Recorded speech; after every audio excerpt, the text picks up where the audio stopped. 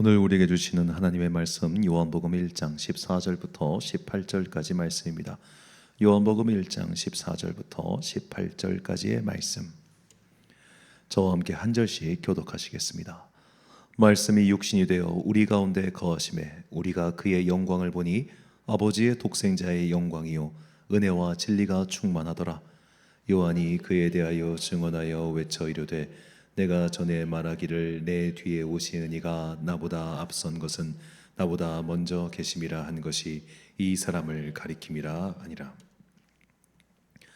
우리가 다 그의 충만한 데서 받으니 은혜 위에 은혜로라. 율법은 모세로,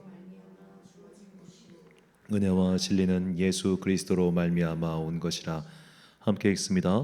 본래 하나님을 본 사람이 없으되 아버지 품속에 있는 독생하신 하나님이 나타내셨느니라. 아멘. 사랑의 변신은 무죄라는 제목으로 하나님의 말씀 선포하겠습니다. 얼마 전에 오랫동안 교제하고 있는 장로님 부부와 식사 자리가 있었습니다. 근데 이 장로님께서는 마침 또 갑자기 출장이 생기셔가지고 자리를 못했고요.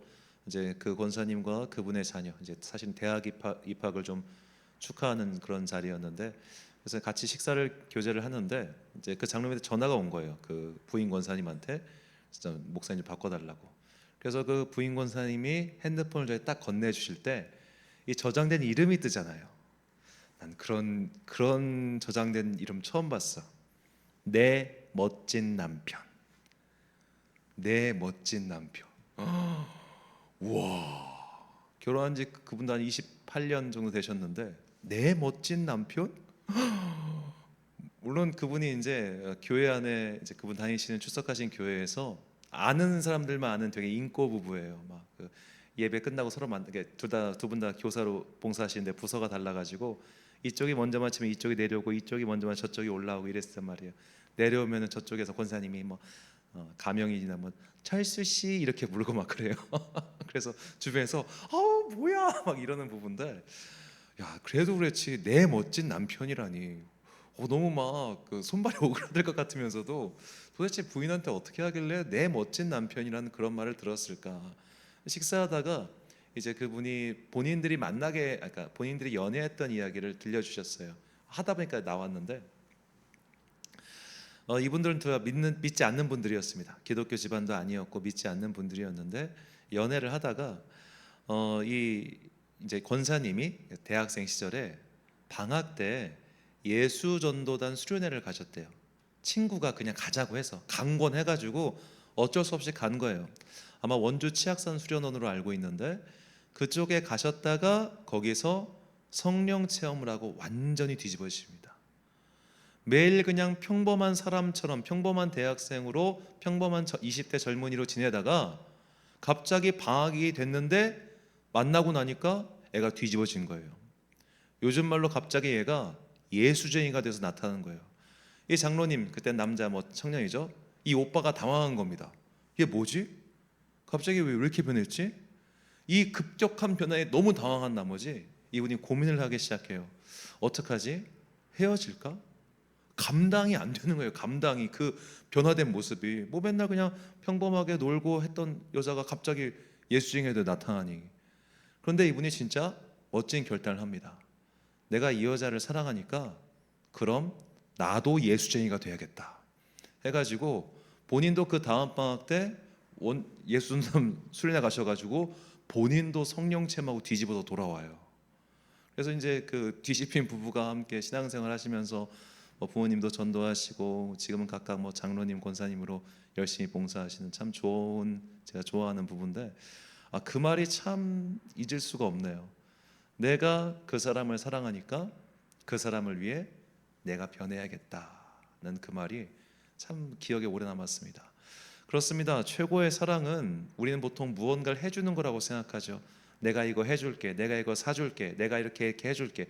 무언가를 해주는 것이 사랑의 좋은 표현이라고 생각하지만 물론 그것도 사랑은 맞습니다만 가장 최고의 사랑은 그 사람을 위해 내가 변하는 거더라고요. 그 사람을 위해 내가 변하는 것, 즉 내가 변하는 게 최고의 사랑이더라. 이제는 좀 오래된 영화, 이보다 더 좋을 수 없다라고 하는 영화가 있습니다. 1997년도에 개봉한 잭 니콜슨 주연의 영화죠.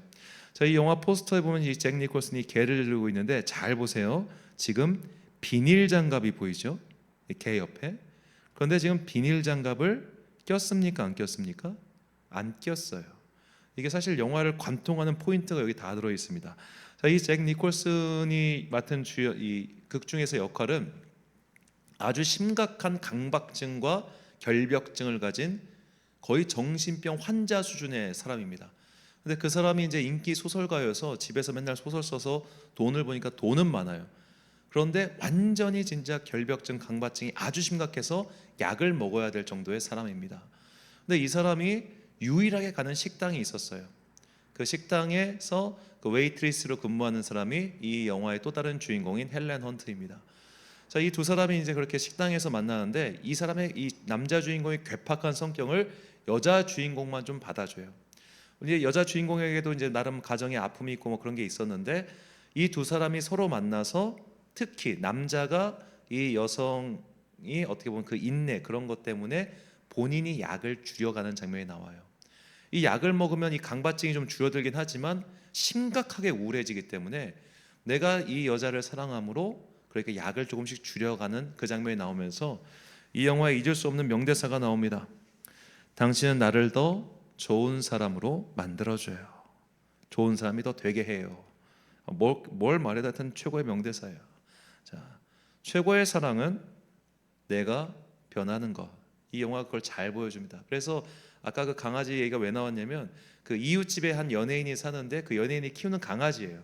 처음에는 그 개를 볼 때마다 뭐 오줌 냄새나 털 날려 막 싫어 했는데 본인이 점점 회복되면서 그 개를 이제는 만질 수 있게 되는 그런 장면입니다. 그래서 이 영화의 시작에 보면은 시작 도입부에는 이 잭 니콜슨이 강박증이 심해가지고 블락을 꼭 같은 색깔을 걸어야 돼요. 같은 색깔의 블락을 밟아야 되고 선을 넘어가면 안 돼가지고 마치 춤을 추듯이 막 이 걸어다니는 장면이 나오고 영화 후반부에는 평범하게 걸어가는 장면이 나옵니다.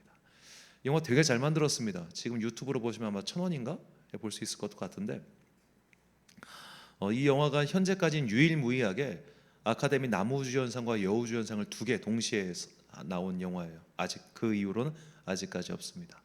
명화니까 한번 보시는 것도 추천해드립니다. 자, 이렇게 자기 자신이 변하는 것이 최고의 사랑이다. 이거를 잘 보여준, 어쩌면 인류 역사상 가장 모범적으로 보여준 사례가 바로 성육신 사건이죠. 하나님의 말씀이 육신이 되어 이 땅 가운데 내려오신 것, 그것이 바로 사랑입니다. 본문 14절 말씀. 말씀이 육신이 되어 우리 가운데 거하심에 우리가 그의 영광을 보니 아버지의 독생자의 영광이요 은혜와 진리가 충만하더라. 아멘. 자, 이 말씀이 육신이 되어 오셨다. 즉 신이 인간으로 변해서 내려왔다. 이것은 당시 사람들에게 너무나 큰 충격이었습니다. 왜냐하면 이 세상 모든 신화에서 신적인 존재가 인간 세상에 내려오는 경우는 있어요. 근데 내려온 상태에서 머무르는 경우는 거의 없어요. 그러니까 예를 들어 이제 환인처럼 와가지고 씨를 뿌리고 다시 가지, 산부인을 남겨놓고 가지, 살지는 않는다 이 말입니다. 자, 대부분의 신화에서는 인간의 좋은 목적은, 궁극적인 목적은 신선이 되든 혹은 신적인 존재가 되든 이 인간성을 초월해서 저 세계로 올라가는 게 목적이란 말이에요. 왜냐하면 이 인간성은 더럽고 추악하고 비열하고 저열하니까. 특히 이것은 고대 근동과 그리스 로마 신화에서 아주 빈번하게 나타나는 사상입니다. 인류의 신화 중에 가장 오래된 그 신화라고 하는 길가메시 서사시가 있습니다. 그 길가메시 서사시의 내용도 이 길가메시라고 하는 사람이 인생의 허무함을 깨닫고 그 신화 속에서 가장 불멸의 인생을 얻었다고 하는 사람을 찾아가는 이야기예요. 즉 인간성을 초월하고 싶은 거예요. 모든 신화의 공통점이 인간성의 초월에 있는데 예수님의 이야기는 반대예요. 인간을 비교할 수 없는 그 신성을 가진 존재가 이 땅에 인간의 육신을 입고 내려온 겁니다. 이것은 그 당시 로마 사람들에게는 도저히 이해할 수가 없는 구조였습니다. 왜냐하면 그 사람들은 기본적으로 이 육체는 추악하고 쓸모없는 것으로 생각했기 때문이죠. 육체를 대하는 그들의 어떻게 보면 자세는 두 가지로 나뉘었습니다. 첫 번째는 에피크로스 학파고 두 번째가 스토아 학파예요. 도덕, 요즘 도덕 배우는지 모르겠는데 이 두 가지 철학은 모두 다 기본적으로 육체를 부정하는 철학입니다. 에피크로스 학파가 왜 육체를 부정하는데 쾌락을 추구하느냐? 육체는 아무짝에 쓸모가 없어요. 이거는 거죽대기에 불과해요. 아무짝에 쓸모가 없고 가장 중요한 건 이 육체 안에 있는 영혼이에요. 그런데 이 육체는 너무 쓸모가 없는 것이기 때문에 이 육체로는 어떤 짓을 해도 영혼에는 영향을 미치지 못해. 이게 에피쿠로스 학파예요. 육체는 어떤 것을 해도 영혼에 미치지 못해. 그러니까 네 육체가 좋은 거 아무리 해도 너한테 아무런 영향이 없으니까 기쁜 거 해, 좋은 거 해. 이게 쾌락주의라고 하는 겁니다. 두 번째는 스토아 학파는 육체를 부정하는 건 똑같아요. 그런데 이 육체는 가만 내비두면 나쁜 짓, 쓰레기 같은 짓만 하니까 이거를 통제해서 공공선, 덕을 쌓는 거에 힘써야 돼. 이 공공선과 덕을 쌓음으로써 영혼이 고결해지는 게 아니라 이 쓸모없는 것이 사회에 해악을 끼치지 못하도록 통제하고 그래서 덕을 쌓자는 거예요. 그게 스토아주의예요. 그래서 그리스 철학은 기본적으로 영육 이원론의 관점에서 육체는 쓸모없고 영혼만이 귀하다는 게 기본 전제로 깔려 있는 겁니다. 그렇기 때문에 예수님께서 말씀이 로고스가 육신을 입고 이 땅에 왔다는 게 납득할 수가 없는 거였어요. 이거는 있을 수가 없는 거야 라고 그거를 부정합니다. 그래서 기독교 최초의 이단은 바로 예수님의 육체로 오심을 부인했던 영지주의 이단 또는 가현설 이단이라고도 합니다. 자, 이 이단이 처음 정말로 아주 정통 이단입니다. 정통 이단. 이단에도 근본이 있다면 이 사람들이야말로 정말 근본적인 이단이라 할 수 있겠죠. 그래서 이 근본적인 이단이 활동했던 것이 바로 사도 요한이 아직 살아있을 때부터였습니다. 그래서 요한이서에 이들의 정체가 등장하죠. 요한이서 1장 7절 미혹하는 자가 세상에 많이 나왔나니 이는 예수 그리스도께서 육체로 오심을 부인하는 자라. 이런 자가 미혹하는 자요 적 그리스도니. 자, 예수 그리스도께서 육체로 오심을 부인하는 사람들, 즉 그리스 로마 시대의 이 철학에 너무 익숙해져 가지고 야, 그건 말도 안 돼. 육체같이 저열한 것에 어떻게 신성이 담길 수 있어? 이 더러운 육체는 신성을 담을 수 없어. 그러니까 예수님께서는 신성만으로 이 땅에 오셨고 이 땅에 있는 사람들이 예수님을 본 것은 그저 이데아의 그림자를 잠깐 눈으로 본 것에 불과해 라고 말했단 말이에요. 그래서 사도 요한은 이것을 경계하라고 처음부터 일렀고, 그래서 사도 요한이 쓴 요한복음에는 다른 복음서에는 등장하지 않는 특별한 이야기가 나옵니다. 바로 부활하신 예수님의 옆구리에 도마가 손가락을 푹 찔러보라 라고 주님께서 말씀하시는 장면이죠. 요한복음 20장 25절과 27절 말씀. 다른 제자들이 그에게 이르되 우리가 주를 보았노라 하니 도마가 이르되 내가 그의 손에 못자국을 보며 내 손가락을 그 못자국에 넣으며 내 손을 그 옆구리에 넣어보지 않고는 믿지 아니하겠노라 하니라. 도마에게 이르시되 내 손가락을 이리 내밀어 내 손을 보고 내 손을 내밀어 내 옆구리에 넣어보라. 그리하여 믿음 없는 자가 되지 말고 믿는 자가 되라. 아멘. 자, 이 그림은 카라바조 화가가 그린 의심하는 도마라는 제목의 유명한 성화죠. 자, 예수님의 이 상 옆구리에 도마의 손가락이 푹 하고 들어가 있습니다. 근데 잘 보면 그의 시선은 차마 거기를 보지 못하고 있죠. 아마 좀 부끄럽고 민망하고 쑥스러워하는 장면이죠. 자, 이 장면이 굉장히 유명한 것은 단순히 도마가 의심했기 때문만 이런 것을 강조하려고 저자가 쓴 게 아니에요. 다른 공간복음서 마태, 마가, 누가는 굳이 이 당시에는 가연설 이단, 영지주의 이단이 아직 발흥하기 전이었습니다. 그렇기 때문에 주님께서 부활하신 것, 육체를 가지고 입고 부활하신 것에 대해서 굳이 부연 설명을 할 필요가 없는 거예요. 근데 사도 요한 때는 이런 사람들이 활동하고 있었으니 그 앞에 복음서의 저자들이 소개하지 않았던 이 에피소드를 사도 요한은 특별히 그 당시 독자들을 위해서 소개한 겁니다. 이것이 사도 요한이 예수님의 육체로 오심을 유독 강조했던 이유지요. 자, 그렇다면 왜 하나님께서는 육체를 입고 이 땅에 예수님을 보내셨을까요? 바로 사랑하기 때문이라는 겁니다. 사랑하기 때문에. 사랑은 나를 변화시킨다는 거죠. 하나님께서 우리를 사랑하셔서 우리와 같은 모습으로 오신 분이 바로 성육신하신 예수님인 겁니다. 이것은 마치 비유하자면 라디오가 있는데 조악한 비유입니다. 이거를 1대1로 등가 비유로 받아들이지 마시고요. 자, 우리가 들을 수 있는 게 라디오 주파수라면 하나님은 5G예요. 5G. 라디오는 5G를 수신할 수가 없습니다. 그러니까 이 5G가 야, 너 빨리 기지국 세워가지고 안테나 올려서 어떻게든 이 5G 수신해, 이렇게 하면은 우린 힘들겠죠. 네가 어떻게든 너의 안에 있는 신성을 개발해가지고 저 하늘 높이 올라와서 내 음성을 들어, 이러면 우리가 고단하겠죠. 그래서 하나님께서는 주파수를 바꾸셨어요. 아예 너희가 기지국을 세울 능력이 안 되니 그래 좋아, 내가 라디오 주파수로 바꿔줄게. 응? AM도 쏴주고 FM도 쏴주고 해줄게. 이런 식으로 스스로 낮춰서 인간의 육신을 입고 오셨습니다. 그 근본 이유는 바로 사랑인 거예요. 그런데 그 당시 사람들은 사랑하기 때문에 낮아진다는 것, 사랑하기 때문에 내가 먼저 변한다는 것, 이것을 이해하지 못했으니 예수님의 육신으로 오셨다는 그것을 납득할 수가 없었던 것이죠. 그래서 사도 요한의 다른 작품, 아니 사도 요한 작품의 전체에서 가장 많이 나오는 이야기가 바로 하나님은 곧 사랑이시다라는 말씀이죠. 요한일서 4장 7절부터 10절까지 말씀입니다. 사랑하는 자들아, 우리가 서로 사랑하자. 사랑은 하나님께 속한 것이니 사랑하는 자마다 하나님으로부터 나서 하나님을 알고 사랑하지 아니하는 자는 하나님을 알지 못하나니 이는 하나님은 사랑이심이라. 하나님의 사랑이 우리에게 이렇게 나타난 바 되었으니 하나님이 자기의 독생자를 세상에 보내심은 그로 말미암아 우리를 살리려 하심이라. 사랑은 여기 있으니 우리가 하나님을 사랑한 것이 아니요 하나님이 우리를 사랑하사 우리 죄를 속하기 위하여 화목제물로 그 아들을 보내셨음이라. 아멘. 자, 정리하면 이렇습니다. 하나님께서 우리를 사랑하시기 때문에 우리의 수준까지 낮아지셨어요. 너희가 높아지라고 한 게 아니라 내가 너희에게 맞춰줄게 라고 해서 맞춰주신 거예요. 마치 우리가 뭐 꼭 그런 것만 아니지, 국제 커플, 결혼 커플을 보면은 사랑하니까 상대 언어를 배워가잖아요. 사랑하니까 상대방의 문화를 익혀가려고 하잖아요. 변하기 위한 노력인 거예요.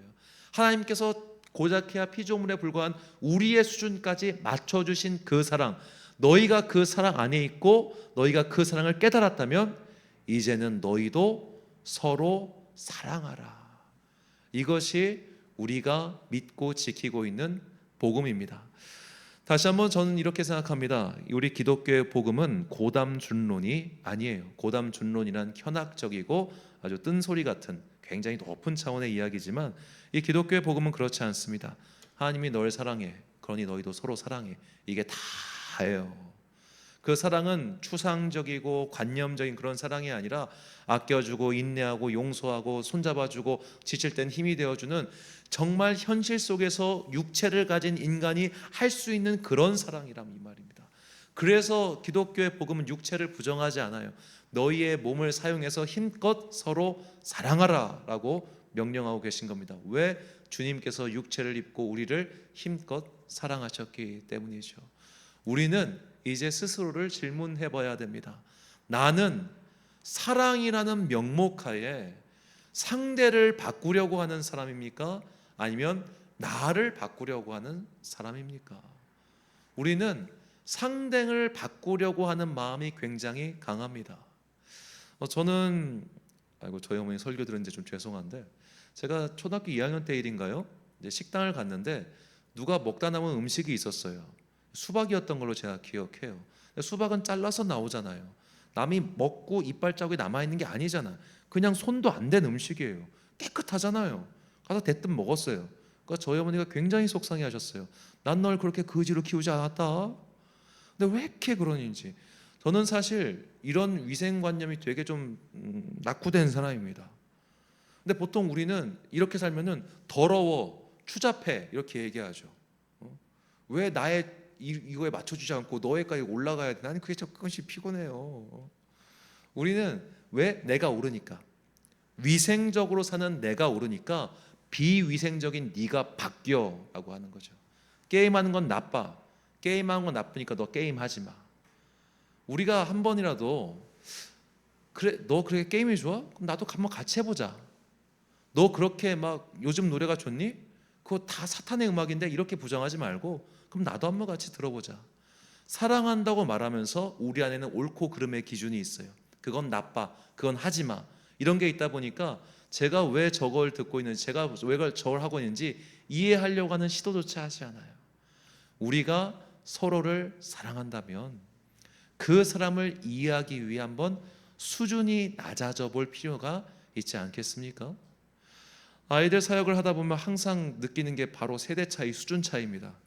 이 짐승 같은 것들을, 죄송합니다, 어떻게 해야 될지 모르는 순간에 정말 많아요. 막 불끈 솟아오르는 순간도 참 많습니다. 그때마다 사랑하기 때문에 낮아져야 되고, 사랑하기니까 내가 변해야 된다는 것을 다시 한번 깨닫게 되죠. 우리는 나의 변화를 먼저 추구하는 사람들입니까? 아니면 상대를 변화시키기 위해 노력하는 사람들입니까? 내가 변하면 상대도 변하게 되어 있겠죠. 이것을 잘 보여주는 일화가 성 프란체스코의 이야기입니다. 성 프란체스코가 자신의 모든 재산을 버리고 주님을 따라가기로 결정하며, 예수님을 사랑하기에 난 이거 다 버릴 거야, 이런 거 다 필요 없어, 나는 주님을 사랑하며 청빈과 가난의 삶을 선택할 거야 라고 그렇게 수도사가 됩니다. 자, 이것은 근데 사실 프란체스코 본인은 변한 게 아니에요. 주변 환경이 바꾼 거지. 나는 변하지 않은 채 주변의 것들을 버린 겁니다. 이것도 물론 굉장히 훌륭하고 어려운 일이죠. 그런데 하나님께서 거기에 한 가지를 더 시키십니다. 너 지금 저기 오고 있는 한센시병 환자 그를 가서 껴안아 라고 명령하십니다. 옛날 말로는 문둥병이죠. 다 피부가 썩고 코가 없어지고 막 정말 흉측한, 이게 영화로 보면 그 영화 스틸컷이 있는데 이 스틸컷은 제가 너무 징그러워서 못 보여드리겠어요. 자, 그를 가서 껴안으라고 하나님께서 명령하십니다. 프란체스코가 망설입니다. 하나님, 나 저건 못하겠어요. 너무 비위상하고요, 너무 더럽고요, 혹시 그 병이 나한테 옮을까 봐 너무너무 무서워요. 나 못해요 하는데 계속 강하게 하라는 말씀을 주셨어요. 그래서 프란체스코가 그를 껴안습니다. 용기를 내서 한 걸음을 내딛고 주님이 당신을 사랑하시니 나도 당신을 사랑하겠습니다 하고 껴안아요. 그러자 그 껴안은 그 사람이 갑자기 빛을 환하게 비추며 천사로 변했다는 일화가 있습니다. 이게 팩트냐 거짓이냐 그거를 따지고 싶은 게 아니라 참 중요한 일화를 보여준다는 거죠. 내가 그를 사랑하기 위해 그의 수준으로 낮아졌을 때, 그의 마음으로 낮아졌을 때 그 또한 변하게 되더라, 그것이죠. 주님께서는 우리에게 바로 이것을 요구하고 계십니다. 사랑은 뜨겁습니다. 그 뜨거운 사랑의 용광로에 들어가서 녹아야 하는 존재는 저 사람이 아니라 내가 먼저 녹아야 한다는 것. 이것이 오늘 사순절 세 번째 주일을 맞이한 우리에게 주시는 사랑의 메시지입니다. 이 주님께서 명령하신 이 사랑의 말씀이 우리의 고백이 되기를 간절히 소망합니다. 베드로전서 1장 22절 말씀 함께 봉독하겠습니다. 시작. 너희가 진리를 순종함으로 너희 영혼을 깨끗하게 하여 거짓이 없이 형제를 사랑하기에 이르렀으니 사랑하라. 아멘. 뜨겁게 서로 사랑하기에 먼저 사랑의 용광로에 들어가 나부터 변화시키고 나부터 녹일 수 있는 그 사람, 주님께서는 그 사랑의 모범을 우리에게 보여주셨고 우리 또한 그렇게 서로를 사랑하기를 원하고 계십니다. 사랑하는 천안광성교회 성도 여러분, 그리고 이 예배를 함께 드리고 계신 귀한 주님의 자녀 여러분, 주님께서 우리를 사랑하사 우리의 모습으로 변화하셨듯이 우리 또한 사랑하니 먼저 변화해 봅시다. 나의 옳고 그름으로 상대를 판단하지 마시고 그가 변해야지 내가 변할 이유가 없다 그렇게 생각하지 마시고 내가 먼저 그 변화의 한 걸음을 내딛어 봅시다. 사랑의 용광로에 먼저 들어가야 될 사람이 나임을 깨닫고 주님의 사랑의 은혜에 감격하여 나를 먼저 변화시키는 그런 주님의 자녀들이 되시길 예수님의 이름으로 축원합니다. 우리 찬양 함께 부르신 후에 기도하겠습니다. 오직 주의 사랑에 매여 내 영 기뻐 노래합니다.